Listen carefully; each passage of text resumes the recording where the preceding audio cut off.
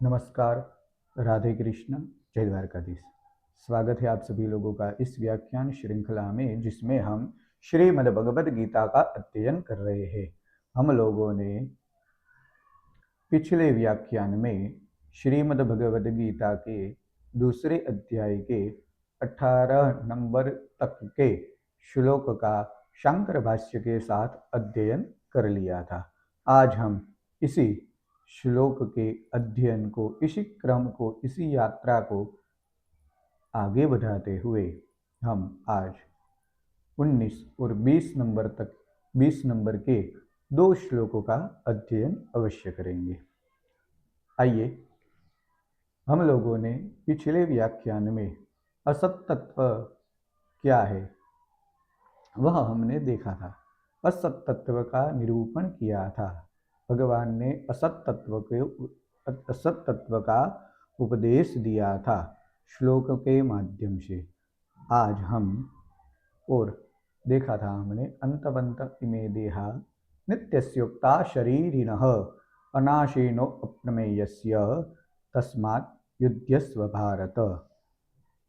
हे अर्जुन, ये जो देह शरीर है वह नाशवंत है, अंत वाला है, और यह जो शरीरी है, शरीरिणः अर्थात आत्म तत्व है, वह नित्य है।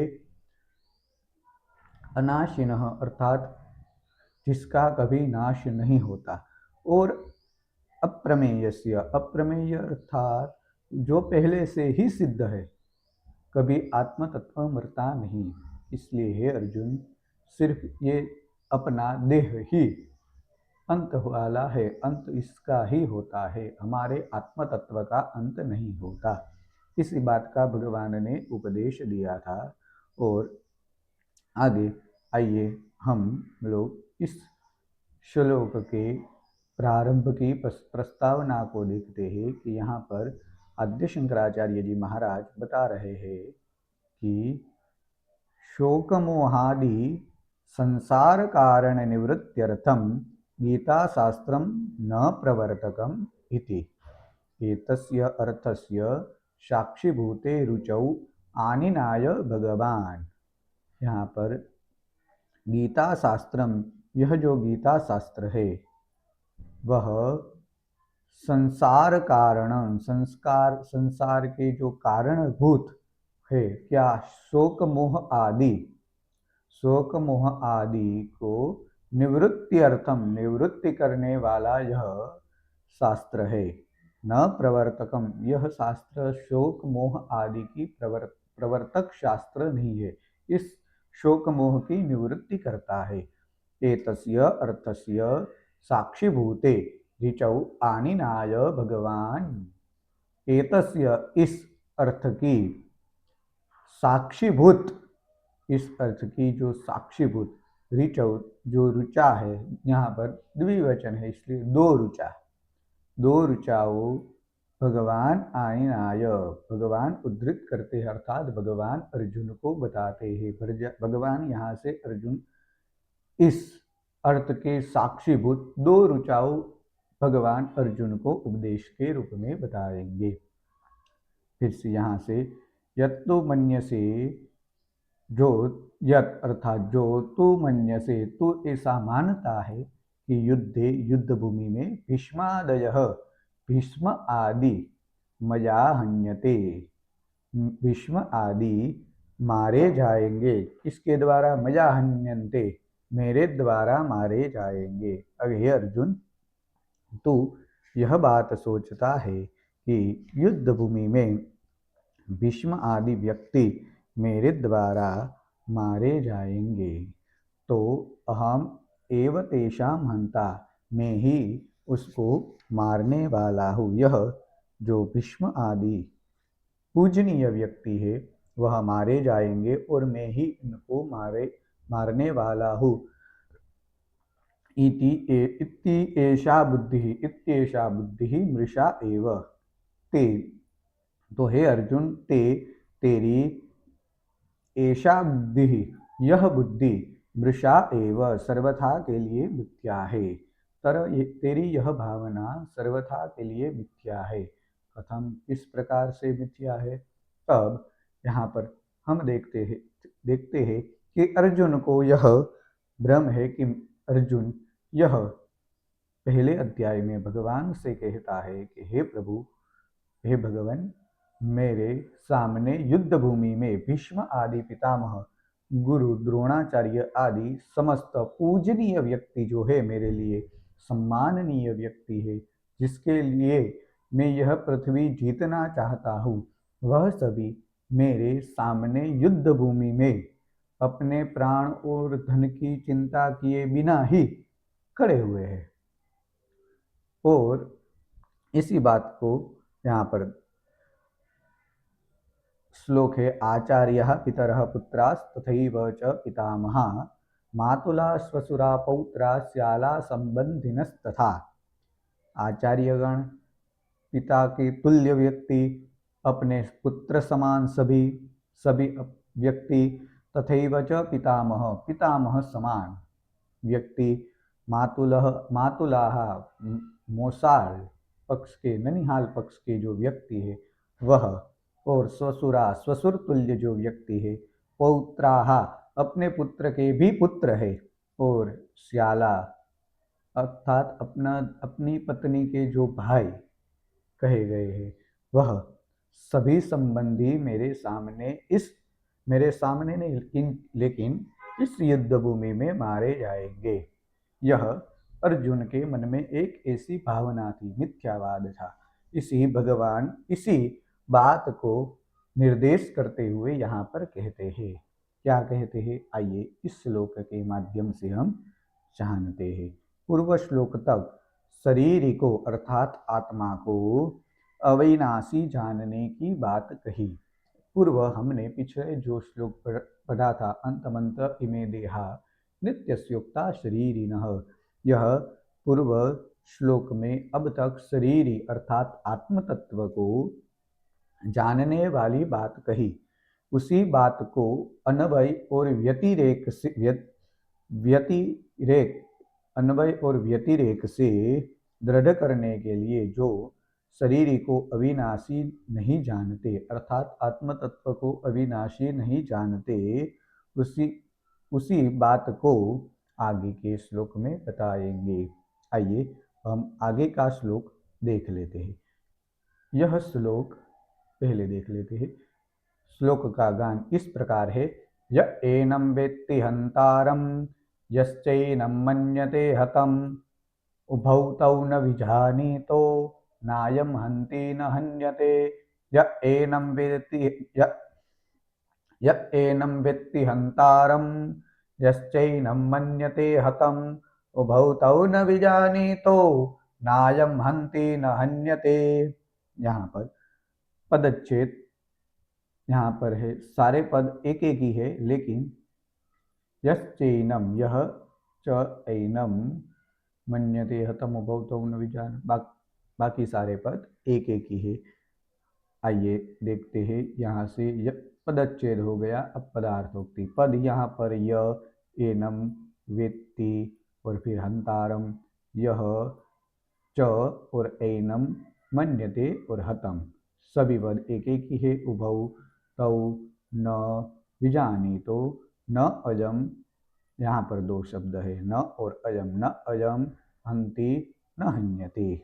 आइए देखते हैं, य एनम हंतारम वेत्ति, य एनम हंतारम वेत्ति, अर्थात जो मनुष्य इस शरीर में रहने वाले अविनाशी शरीर को अर्थात आत्म तत्व को मारने वाला जानता है। य एनम हंतारम वेत्ति, मारने वाला जानता है, और यहाँ पर है च, य एनम हंतारम वेत्ति, जो इस आत्म तत्व को मारने वाला जानता है। और य एनम हतम मन्यते, य एनम हतम मन्यते, जो मनुष्य इसको मरा जानता है, अर्थात यह बात है, य एनम हतम मन्यते, अर्थात यह व्यक्ति इस शरीर को आत्म तत्व को मरा हुआ जानता है। ये इसी बात, य एनम वेत्ति हंतारम, कोई व्यक्ति इस आत्म तत्व को मारने वाला जानता है। अर्जुन के मन में यह बात है कि मैं इन सबको मार दूंगा। तो भगवान उसी बात को कहते हैं कि कोई व्यक्ति इस आत्म तत्व को मारने वाला जानता है और कोई व्यक्ति इसको मरा हुआ ही जानता है। यह जानता है कि ये व्यक्ति ये मर गया है, मरा हुआ जानता है। तो यहाँ पर कहते हैं तौ उभौ, तो उन दोनों, वे दोनों ही इसको न नहीं विजानितौ जानते, ये दोनों ही इसको नहीं जानते।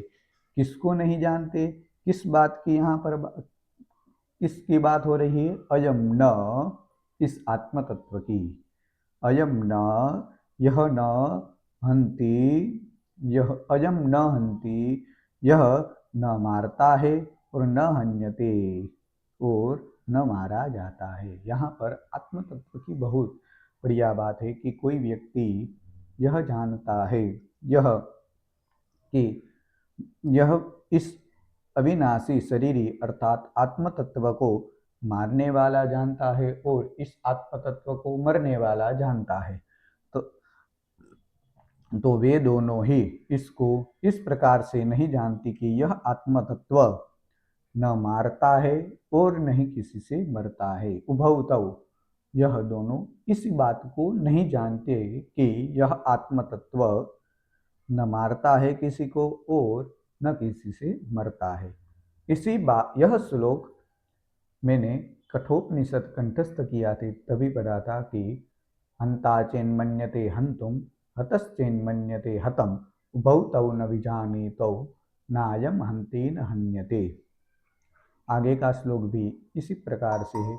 न जायते म्रियते वा विपश्चित, यहाँ पर अलग इसी बात से है। न जायते म्रियते वा विपश्चिन्नायम, न जायते म्रियते वा किदाचिन्नायम भूत्वा भविता न भूयः, इसी बात से कठोपनिषद में शायद न जायते म्रियते वा विपश्चिन्ना न कश्चित बभू, ऐसा कुछ है। न जायते म्रियते वा विपश्चिन नायम कुतश्चिन्न बभूव कश्चित अजो नित्यः शाश्वतोयम पुराणो न हन्यते हन्यमाने शरीरे। इसी प्रकार से आइए इस श्लोक में जो शांकर भाष्य निहित है उनको देखते हैं। य एनम, यहाँ पर सबसे पहले एनम पद दिया गया है। यहाँ एनम पद अन्वादेश में प्राप्त है। क्या है अन्वादेश? जिसका पहले वर्णन हो चुका है। किसका वर्णन हो चुका है? यह आत्म तत्व का, आत्म तत्व का वर्णन हो चुका है। उसी आत्म तत्व को दोबारा कहने के लिए अन्वादेश कहा जाता है, इसलिए अन्वादेश की बात हुई है। आगे हमने देखा नित्यस्योक्ता शरीरिणः, पहले 17वें नंबर के श्लोक में भी अस्य शब्द से इसी आत्म तत्व को बताया गया था। इसलिए यहाँ पर एनम शब्द दिया गया है। हमने अविनाशी तो तद्विद्धि येन सर्वमिदं ततम अविनाशम अव्ययस्यास्य न कश्चित् कर्तुमर्हति। इसी श्लोक की शांकर भाष्य को देखते हुए हमने अस्य पद की व्याख्या आत्म तत्व से कही गई थी, जो सत्तत्व का प्रतिपादन करने वाला वह श्लोक था। 17 नंबर के श्लोक में क्या है सत्तत्व, क्या है सद्बुद्धि, उसी बात को पुष्ट किया था। 18 नंबर के श्लोक में असत तत्व क्या है, उसी बात को पुष्ट किया था। और उन दोनों के बाद यह आत्मा नित्य है, अविनाशी है, अप्रमेय है, उनको भगवान 2 श्लोक में बताते हैं अन्वय और व्यक्तिरेक से। तो यह एनम जिसका वर्णन ऊपर से आ रहा है, ऊपर से आत्म तत्व का वर्णन आ रहा है। भगवान अर्जुन को सबसे पहले आत्म तत्व का ही उपदेश दे रहे हैं। तो यह एनम जिसका वर्णन ऊपर से आ रहा है, प्रकृतम देहिनम, देहिनम अर्थात शरीरम, प्रकृतगत शरीर में शरीरी अर्थात आत्म तत्व को वेत्ति जानाति, जो जान लेता है। किस प्रकार?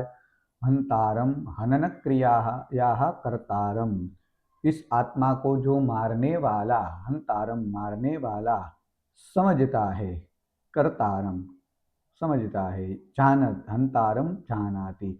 हंतारम का अर्थ है हनन क्रियाया कर्तारम, जो इसको हनने की, मारने की क्रिया करता है, वह व्यक्ति, वह बात है हंतारम, वह पद हंतारम के लिए प्रयुक्त हुआ है। यह एनम, जो ऊपर से बात आ रही है, इस आत्म तत्व को, जो इस आत्म तत्व को मारने वाला समझता है, अर्थात हनन क्रिया का कर्ता अपने आप को मानता है। और बाद में यह च एनम अन्यो मन्यते हतम देह हननेन हतः अहम इति हनन क्रियायाः कर्मभूतम। यहाँ पर देखते हैं, यह च एनम अन्यो मन्यते हतम, और जो दूसरा कोई व्यक्ति इस आत्मा को देह के नाश से नष्ट हो गया ऐसे मानता है, यह च, और जो कोई एनम इस आत्म तत्व को हतम अन्यो हतम मन्यते, इस आत्म तत्व को देह हननेन, इस आत्म शरीर नष्ट हो जाने से इस आत्म तत्व को हतम मन्यते, नष्ट हो गया हुआ मानता है, तो हतः अहम इति, और मैंने मार दिया। हतम शब्द का यहाँ पर हनन क्रियाया कर्मभूत, कर्मभूतम, यहाँ पर हंतारम है जो कर्तारों की क्रिया है, और हतम है वह कर्मभूत क्रिया है, अर्थात हंतारम इसको मैं मारता हूँ, और हननम यह कर्म, हतम अर्थात यह मर गया है, कर्म मानता है, हनन क्रिया का कर्म मानता है यह व्यक्ति। तौ उभौ न विजानितो, वे दोनों ही नहीं जानते, क्या नहीं जानते, न ज्ञातवन्तौ, अर्थात न विजानितौ का न ज्ञातवन्तौ, नहीं जानते, अविवेकेन आत्मानम् अहम प्रत्यय विषयम्, अहम प्रत्यय विषयम्, अहम प्रत्यय के विषयभूत आत्मानम आत्मतत्व को अविवेकेन, अविवेक के कारण, न ज्ञातवन्तौ नहीं जानते, वे दोनों ही, उभौ तौ उभौ, अहम प्रत्यय विषयम, अहम प्रत्यय विषय, प्रत्यय के विषयभूत आत्मानम आत्मतत्व को अविवेकेन, अविवेक बुद्धि से, न विजानितौ अर्थात न ज्ञातवन्तौ नहीं जानते। कौन? कर्ता और कर्म देखने वाला। कोई व्यक्ति कहता है कि मैंने इस आत्म तत्व को मार दिया है, कोई व्यक्ति इसी प्रकार से कहता है कि यह व्यक्ति मर गया है। कर्ता और कर्म रूप में तो यह दोनों अहम अर्थात मैंने मार दिया, अर्थात वा अथवा मेरे हाथ से यह मारा गया, दोनों अहम प्रत्यय के विषयभूत आत्म तत्व को अविवेक, अपनी अविवेक बुद्धि के कारण नहीं जानते। क्या नहीं जानते? आइए, हंता अहम हतः अस्मि अहम इति, यहाँ तक हंता अहम हतः अस्मि अहम, मैं मारा गया हूँ, आत्मा को मैं मारने वाला हूँ, अहम हंता, अहम हंता अहम हतः अस्मि, अहम यहाँ पर है अहम और हंता, मैं मारने वाला हूँ, अहम मैं हतः अस्मि मारा गया हूँ। इस प्रकार से अविवेक के कारण वे दोनों नहीं जानते कि मैं मारने वाला हूँ और मैं मारा गया हूँ। इति देह हननेन, देह हननेन, हननेन ठीक है, इति देह हननेन, यह इस प्रकार शरीर के मरने से आत्मानं यौ विजानितः, इस प्रकार से आत्म तत्व को जानते हैं, तौ तो वो दोनों आत्मस्वरूप अनभिज्ञ, तो इस आत्मा के स्वरूप से अनभिज्ञ है, नहीं जानते, इस आत्म तत्व को नहीं जानते। इसी बात आगे प्रकरण में कहेंगे, यस्माद् न अयम आत्मा हन्ति न हनन क्रियायाः कर्ता भवति न हन्यते न च कर्म भवति इत्यर्थः अविक्रियत्वात्। यस्मात् क्योंकि न अयम आत्मा हन्ति न क्रियायाः कर्ता भवति। यह आत्मतत्व अयम आत्मा न हन्ति। यह आत्मा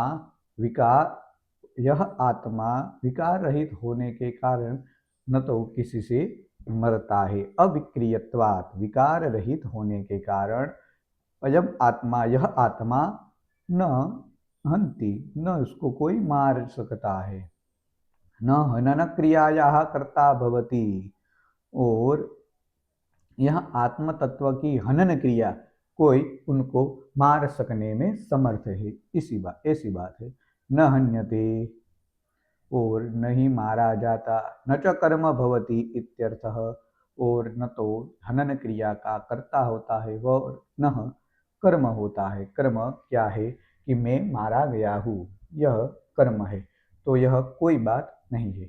यहाँ तक हम लोगों ने देखा कि इस बात की य एनम वेत्ति हंतारम यश्चैनम मन्यते हतम उभौ तौ न विजानीतौ नायम हंति न हन्यते। कोई भी व्यक्ति यह कहे कि मैं इस आत्म तत्व को मैंने इस आत्म तत्व को मार दिया है, या मैं मर गया हूँ, यह आत्म तत्व किसी से नहीं मारा जाता और किसी से मरता भी नहीं है। न मारा जाता है और न कोई इसको मार सकता है। इसी बात की, ऐसी सामान्य बात की पुष्टि यहाँ पर अर्जुन को भगवान उपदेश के रूप में बता दे है।